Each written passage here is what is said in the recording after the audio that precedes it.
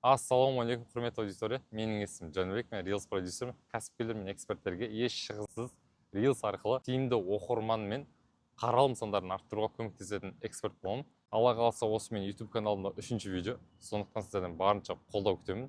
Ал бүгін мен сіздерге өзімнің осы жинаған опытыммен және де оның ішінде Reelsқа идея табу мен сценарий жазу бойынша сіздерге керемет бір инсайттармен және де керемет бір техникалармен бөлісетін боламын. Ең көп қойылатын сұрақтар маған идея табу мен сценарий жазу.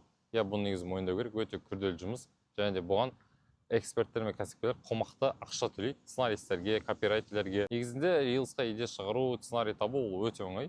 Осын жай ғана ойлану керек, тыныш жерде өз-өздеріңізге сұрақ қойып, мен осылай жасаймын. Көбінесе және де менде қолданатын бір техника бар. Ол контент матрица деп атаймыз.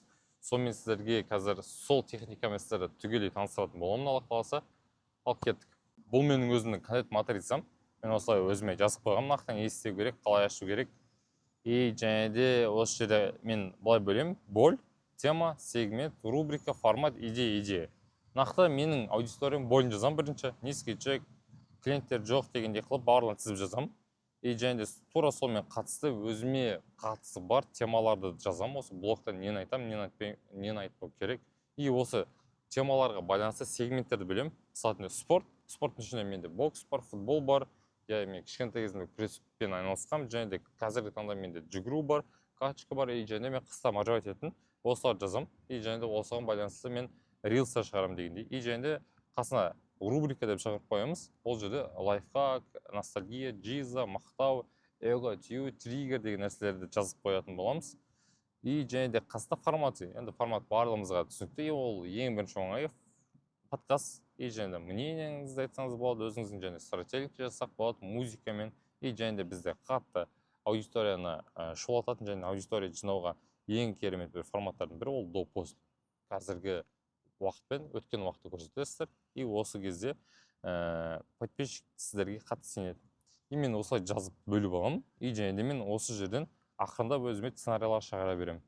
Мысалы, бұл нағашы біздің тірегіміз, жүрегіміз, бұл менде қайталанған Reels, тағы да мен қайталаймын деген бір ой болған. Бірақ соңғы жағында call to actionға бір ерекше өзімнің услуга мен продуктыма әкелетіндей қылып, негізінде идея шығару үшін бар болғаны боль, тема, сегмент, рубрика, формат. Осылардың барын қосасыздар.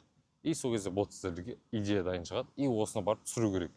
И әрі қарай монтаждап салу керек. Барлығы менде примерно осы жерде қазір бір 20-25 Reels'ға идея тұр, әлі түсірілмей. Алла қаласа осылай түсіру керек.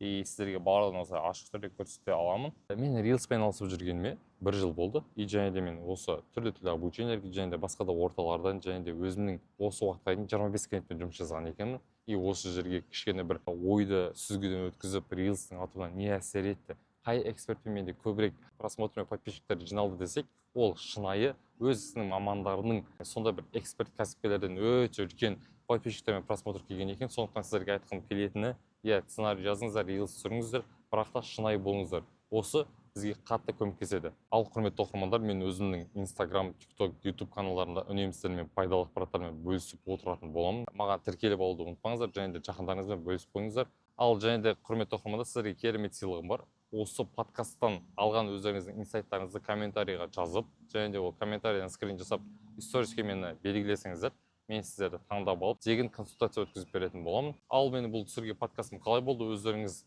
төменге 1-ден 10-ға дейін өз бағаларыңызды бере кетсеңіздер, сіздерге үлкен рахмет.